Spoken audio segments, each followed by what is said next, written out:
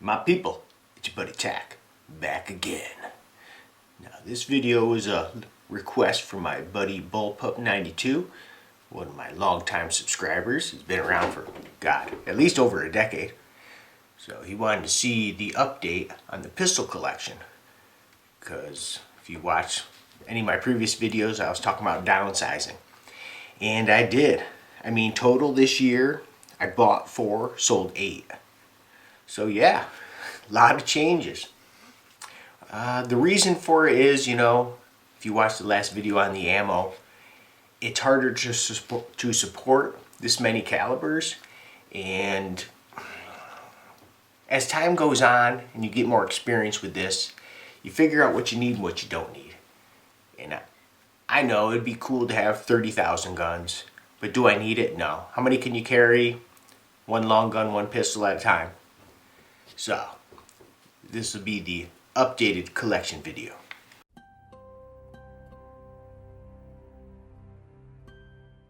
So we'll start off with the oldest gun in my collection, the H&K USP Tactical 45 ACP.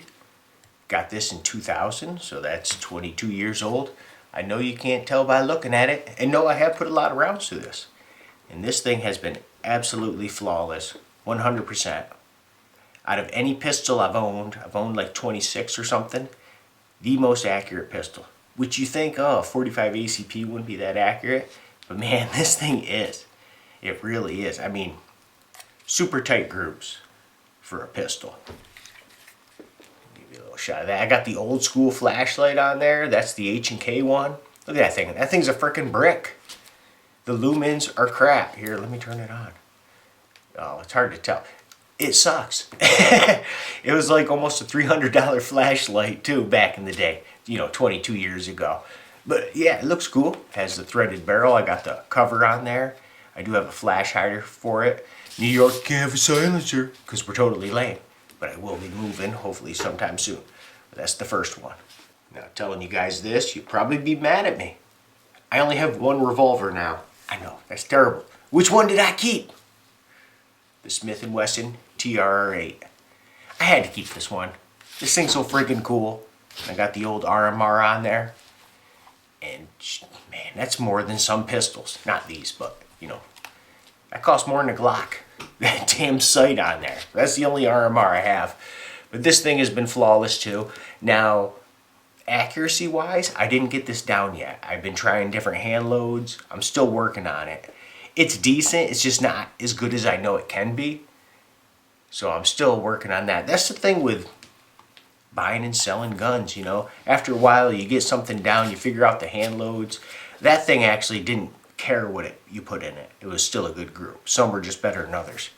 But other guns are more finicky. So I'm still working on this. But yeah, that's sad. That's my only revolver now. For the next sidearm, the FN57. Yep, still got this. Love this little gun. This thing is so easy to shoot and so fun.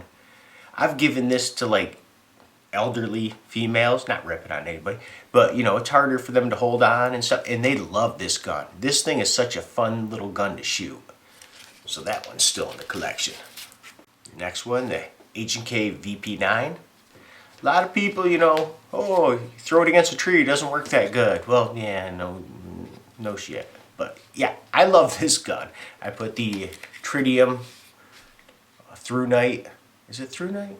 Yeah, through night sights on there, the HDs. Man, these are the best sights I have on any gun. And I love this gun. And I already pretty much got down the hand loads with this, so I got this pretty accurate. But this thing just fits me. You know what I'm saying? That's one thing I really love about it. And I love the trigger too. The brake on it's awesome. I mean, for a striker fire, it's one of the better triggers. Now, you'll notice you won't see the PPQ. He's gone. That thing had a great trigger too, and that is a great gun. The only reason I got rid of it is I had that catastrophic stuff happen. So I never trusted it. I sent it back to Walthers. They totally checked it. They replaced a part or two, and it was flawless. I just lost confidence in it. And that's something that some of you guys said. If you ever have a catastrophic with a gun, just sell it. And you know what? You're right. I just lost confidence in it. I would wince every time I'd shoot it, you know, turn my head like, oh man, is it gonna blow up again? You know, that was my fault. It wasn't the gun's fault, but I just lost confidence in it, and that's why I had to sell the PPQ. Now, I haven't done a review on this one, but I did show it in an EDC video. This is my new in the waistband carry, H&K P30SK. Put the TLR7A flashlight on there. That's an awesome little light. This little guy is heavier than you think though. With this flashlight, it's actually a tiny bit heavier than the full-size VP9, which kind of blew me away. Same thing, I haven't got my hand loads down with this one yet, but we're working on it. It's just a solid little gun. I just love these H&Ks with the changing the grip on it, you know, the side panels, the back strap. I love how versatile it is and how you can customize it and make it for you. Recently, I replaced the Sig 938 as my pocket carry gun. Sometimes I got a pocket carry. I don't like pocket carry, but if you're wearing shorts or you're in a super sensitive area, that, you know, all gun haters, you need something super small so they don't see it. That, and I did love the 938. I thought it was a very accurate gun. It was a great gun. You know, I rarely had a problem with it.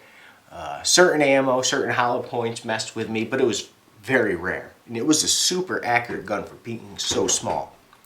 But I didn't like how my thumb would ride the slide a little bit, and I know that's my fault for touching it, but I like to get as much as me on the gun as I can. I don't know, and just, I needed something different. So I watched a couple videos, and I seen some bad stuff in the beginning with this gun. It had teething problems, but they did work it out. The Sig P365, this little gun is so cool. I see what the rave is about. You know, I was like, oh, how cool can it be? But when I dropped that mag and looked at it, I'm like, that's a double stack, right? And he's like, yeah. I'm like, wow. It's like witchcraft. How tiny this is. And that's 10 rounds. It's friggin' amazing. Now, the grip is a little small for some people, but I got medium to large hands. So this thing, it's just on the verge of almost being too small, but it's not. I mean, it just fits me. And Miss Tack loves this gun, so she's probably going to get this for her concealed carry. I've only shot it a couple times, so obviously I don't have the accuracy down yet, but we'll be working on this one. Now, today has been a great day, because I actually got 2 new pistols just today. Oh man. Now this next one, I bought this for, since I sold the Sig P, oh god, all these P's, right? 2340, SP2340, that's what it was. 357 Sig. I've had that thing for 23 years or something. And that was always my outside the waistband carry for at home. When I'm out mowing the lawn, weed whacking, cutting down trees with chainsaws. It was just almost like a beater gun. So I had to replace it with a beater gun. So I didn't want to spend a lot, but I had to spend more than I really wanted to. And I was thinking, oh, you know, this gun's just going to be a whatever, but the big brother to the last one, the P365XL. Man, I like this thing more than I thought I would. I haven't shot it yet, but just feeling wise and stuff, like I said, I didn't want to like it as much as I do. This thing just fits so freaking good. It's so damn small. Now, out of all the guns I have, if you go on their websites, check the weights and stuff, everybody lies a little bit. Every gun is a little heavier than what they say. Either if it's by half an ounce, you know, or 1.7 ounces, like this one, they say it's 22 or something. It was 23.7, something like that. Unloaded, just stock. This one was actually lighter than they said it was. I think they said 20.7, it was like 20.4. I was like, holy crap, this thing is like you don't even have a gun on your hip. So I haven't even shot this yet. I just literally got it a couple hours ago. So I'm pretty stoked about that. For the last sidearm, I know, tack only 8? Are you kidding me? I know, I've never had this few pistols in decades. I've always had 12, 15, something. Like I said, I'm downsizing. But I don't see myself selling any of these. I think I found what I need to survive. So this gun was something super hard to find. You wouldn't think so. You know, you go to these gun stores and what's packing the shelves? Glock, Glock, Glock, Glock, Glock, Glock, Glock. Man, 10 million Glocks. This little gun was hard to find. Now I originally wanted, they just came out with an optic ready version. Forget about it. Needle in a haystack. I've been looking for months. And I kind of decided I don't want to put an optic on it because I want to keep it small. With the H&K VP9 SK, this thing was so hard to find. I have been looking, not even just in my state, I've been looking in other states, all across America, and everybody's out of stock. It's so hard to find this darn thing. But I finally got it. Yes, I am stoked. Same thing, I haven't shot this yet. So, but I'm super happy. I just got 2 today. It's like frickin' Christmas, man. I never get 2 guns in one day. So there's my little pistol collection. I know it shrank, and that's what she said. That's what happens when you get old. Hey man, I'm gonna be 50 this year, so cut me some slack. As always, it's good to see you guys, and until the next time we meet.